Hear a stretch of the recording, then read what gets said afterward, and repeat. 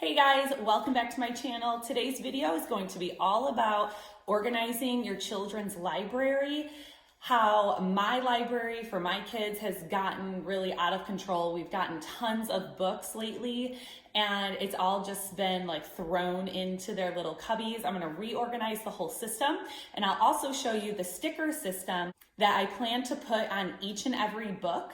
And so my children can find what they're looking for really easily and efficiently.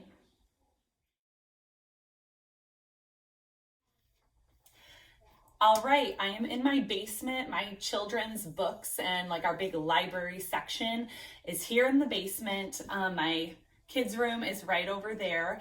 And let me just show you the mess that this area has turned into.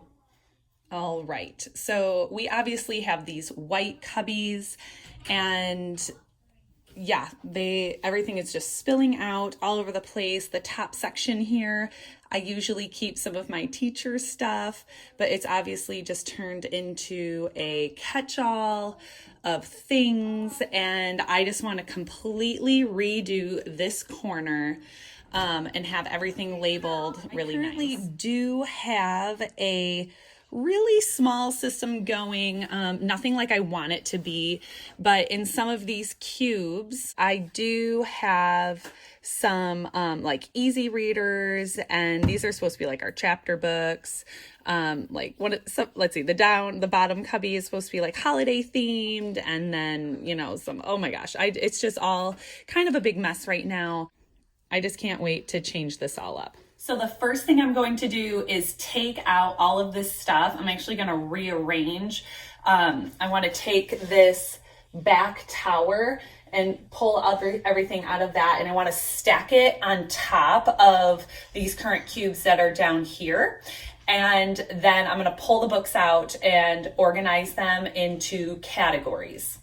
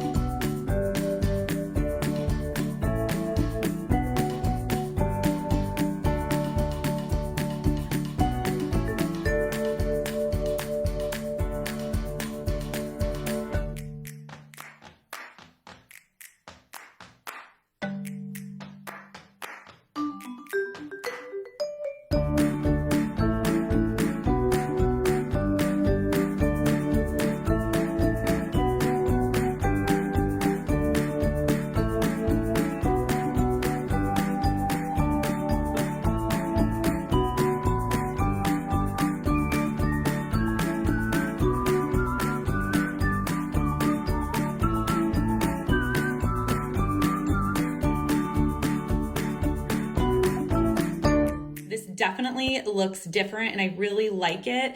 Now that my kids are getting a bit taller, I feel completely comfortable stacking that one tower on top of the other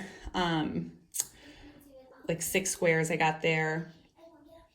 But I will say, I do not recommend you trying to push and pull your cubes anywhere while they are loaded with books. Obviously, it's really heavy, and also you can break your furniture.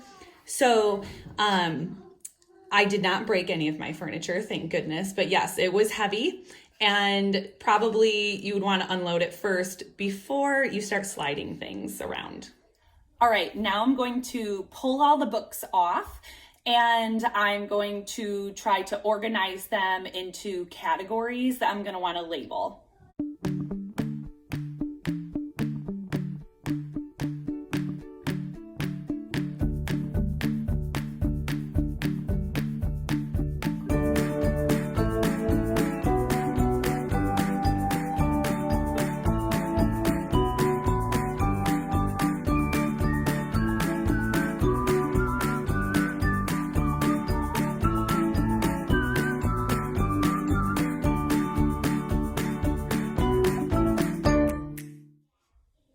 All right, guys, now that I have all of my books in stacks based on like fiction, nonfiction, like history, I'm now going to go through each stack and subdivide it a little bit more. I don't want to make my system really complicated, but I want to make sure that it's pretty thorough. So I'm going to give you a look on how I plan on dividing some of my nonfiction books over here.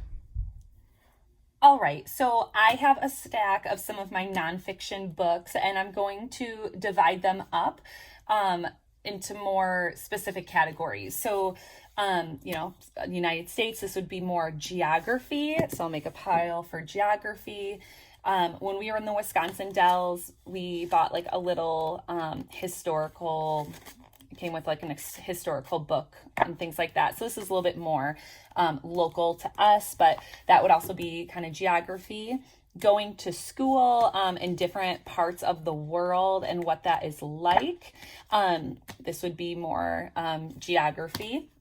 We have a lot of love bedtime math. I could link this below. This is just super fun with elementary kids from littles all the way up to higher elementary. But I have a ton of books that are fiction and nonfiction that are math related. So I'll probably keep those all together, but I'm just going to make like a pile separate for math. This, Why Do We Eat? This is an Usborne book. This is just more general science. Rainforest Food Chain. This is, also science, trees, caterpillar science, life of trees. I have a lot of like stuff about like nature and things like that. So I think I'll have a category that's just separate for nature. And we have Indigenous people, Native Americans. This would be, in between kind of history and geography. So I'll kind of think about how I want to label that. But geography, the California Gold Rush. And then what I love about these books, since I'm looking at these, I don't really know, If You Sailed the Mayflower, If You Grew Up, like these If books by Scholastic. A lot of these are out of print, but you can still find them on Amazon. I can link some of my favorites. What I really love about this series for history, and of course, you can include geography in that, but this is more history. It's asked in question form, and kids do this all the time. How did the Pilgrims feel when they saw the land? These are just so thorough. These are just excellent. So this is more history, history about the California Gold Rush, Indigenous people. And then this would be more of a biography about Daniel Boone. I love buying stuff at my library sales. And I like to get really old books. I really value that. So, as I go through, I'm going to, get rid of these big cases. I think just because the kids will, touch them more. This is all like big science stuff. And you can make the system as complicated or as simple as possible and just label this all science, right? Astronomy, weather, this kind of stuff. Or you can get really specific and be like space, like this is space science, and have some type of label for that. But I think I'm just going to keep this more as just science rather than, being like, now it's weather science, now it's solar system, whatever. So this is all science, and that will get its own label. How do I see? More stuff like that. These good night stories for rebel girls. These are really good. These are I can't say that word today. These are the stories of the lives of famous women throughout history and little illustrations. My oldest daughter loves these. So once again, nonfiction, this will be in the biography, I can say that word now, section, along with like all of those like who was it and things like that. So that's how I plan on kind of subdividing each of my sections. All right, so I finally went through every single book I had, donated a few, And then I labeled each and every book with my sticker system. I'm going to go over that sticker system with you in just a second, but I want to show you what my shelves look like now. All right, so I am super happy with how it turned out. I even have an extra spot that doesn't have any books in it, which is great. Obviously you can get more books then, but what I decided to do is put my my book series on the top, and then all of these three are just regular storybooks that the kids love for me to read over and over and over again. I have my history and biographies in here, my science in there. These are just some homeschool binders of just some curriculum that I use. This particular one has nothing but holiday books in there, whether it's like fall or Thanksgiving, Christmas, Easter, stuff like that. The bottom one has all of my poetry and a little bit of Easter books in there. And then at the far end are my easy readers. So, your Cat in the Hat and stuff like that at the top. And then we're moving down into more like novels at the bottom. So there's a lot of room in there as well, which is wonderful. And then, like I said, at the top, all the book series that I have, whether they're easy readers or not. So let's get into my labeling system. All right, you can see that there is nothing fancy about my little paper here. I put it on cardstock and I just hand wrote what each one of my stickers mean. And I could type this up and make it look really good, but I just don't think it's necessary right now. But as you can see, green circle is science, red is history, geography, math, biography, religious, stories, fiction, economics and government, holiday poetry, easy readers, and then our novels and chapter books. Some of the books do have more than one label on them. If they have a star and one of the larger labels, the star is overlapped onto the regular label. All right, guys. Thank you so much for watching this video. Leave me a comment below if you have done some type of organizational system like this. I would love to hear how you've done it.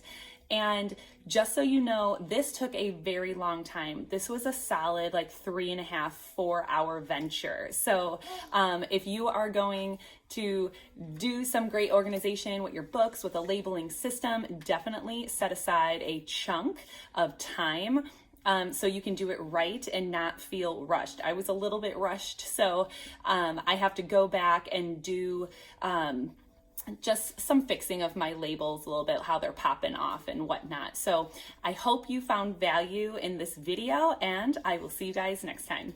Bye.